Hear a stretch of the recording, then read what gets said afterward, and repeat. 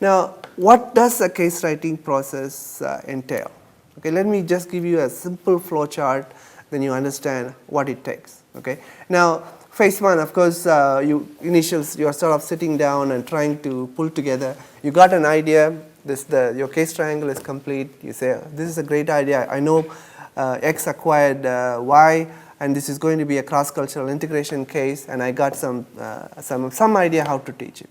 Okay, then you must make sure that this is you can get data about this particular company. I mean, reading about a company in a newspaper is one thing, and getting access to the company is entirely different thing. So you might like to give a call or find somebody who knows the particular company and say, hey, can I do this case? Many times companies might even come to the school and say, we would like a case written on our company. In that case, you got your job much simplified. You got the company, you got the business context, go with that. Okay? So initial contact is difficult to make. Once you have made the initial contact, then the whole issue is how do you build confidence with the company, and so that they are willing to share the information, because much of the data that you are going to collect will be proprietary data, confidential data. So they have to have some sense of confidence in you so that they can get into they can speak to you as plainly as possible with all the facts. Okay, so those are the things that comes up in phase one.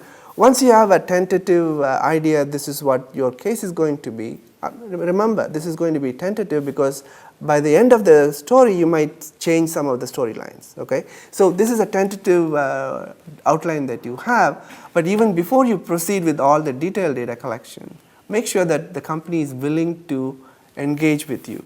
Okay, so normally you might say, write a short one-page brief and send to the company and say, this is what I would like to write the case on, and would you be in agreement with that? And company in most cases they will say, yeah, sure, but we would like you to sign a non-disclosure agreement. In that case, you might sign an agreement that binds you so that you don't take the data from the case interviews and use it elsewhere to bring down their competitiveness. So you sign the non-disclosure agreement, and you have to abide by that, saying all the data that is collected for the case just stays within that within the walls. Okay, and you are duty bound to make sure that any data that is not used in the case or the final draft gets destroyed, so that you are not becoming liable in the future. Okay, so signing a non-disclosure agreement and making sure that all the data that you are getting is properly documented and kept safe is your responsibility. Once that part is done, you are free now. Okay, then the next few weeks or a month or so, you will be engaged in collecting secondary data, collecting primary data. Many times, if it is an acquisition case, you might go and look for industry data from public sources. Any of the libraries, you can walk in and get some help to get you the industry level data, or company history that you can get from public sources. So try to collect as much as possible from public data and then do the interviews. It is not a great practice to go to the company and say what are the products you are making, because that type of information you should know before the interview. Okay? So once you've got all the data collected, then you put together a first draft, make sure that the layout is clear. In fact, part of the difficulty of case writing is you got so much data, how do you sequence it? Now, the best way to learn that is go and pick a model case. Pick a case that you like, or pick a case that you think can be your model case. It can be anything. It doesn't have to deal with the same topic that you are doing, but a case that will give you a rough idea of how to structure your data. Okay, and take that type of a structure and replicate the structure for your case.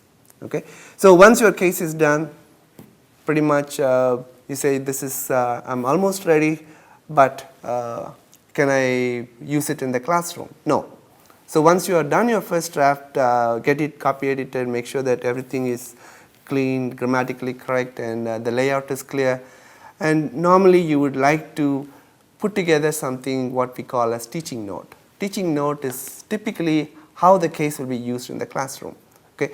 If you do not have the time and wherewithal to make a teaching note, you might like to approach a faculty and say, I want to develop a teaching note, could you help me? Okay? or you might just provide us a simple analysis of your case which can be converted into a teaching note at a later stage. Okay?